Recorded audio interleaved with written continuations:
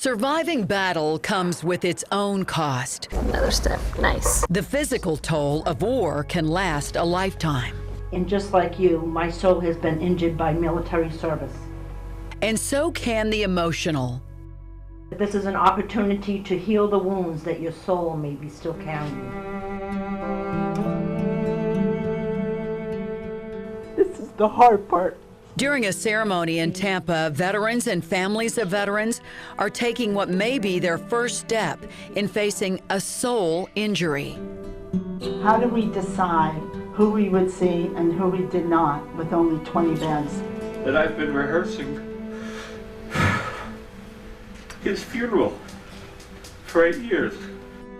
Soul injury is any time we get separated from our real self.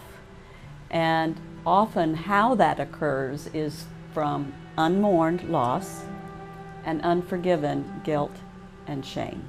Deborah Grassman is the founder of Opus Peace, We gather together to experience personal healing. a nonprofit organization that provides educational programs like this one about soul injury. It was something she discovered while caring for dying veterans as a hospice nurse. Often what I would see at the end of life is these memories, these guilts that would surface unbidden on their deathbeds. Grassman wrote about those experiences in her book called Peace at Last. Decided to dig myself in. It spoke to Army veteran Buzz, who suffered his own soul injury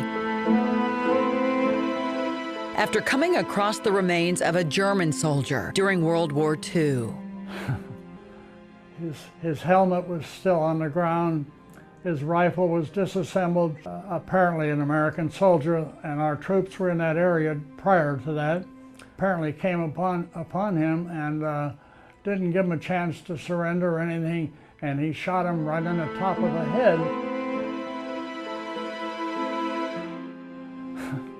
That unnerved me, to say the least, and I had a job to do, so I took the helmet home with me.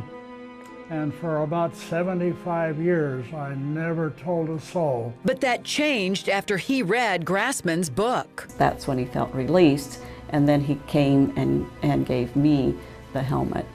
I thought, holy cow, I can get rid of this and relieve myself of all the pain I've carried. Great to see you.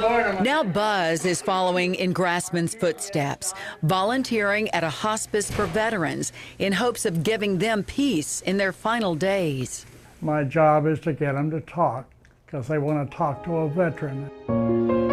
Soul injury can also apply to the families of veterans. I know that he experienced some trauma, although he did not speak of it. What I would say to family members is, let yourself grieve the loss of that person, because you're right. He or she is never going to be the way he or she used to be. Grassman says it's not just the bravery of veterans that the country needs to recognize, but also their burden.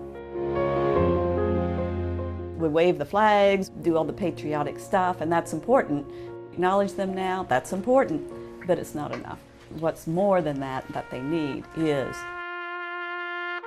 to acknowledge the losses that they have sustained and to teach them and show them how to grieve, and also to learn how to forgive, especially forgive themselves.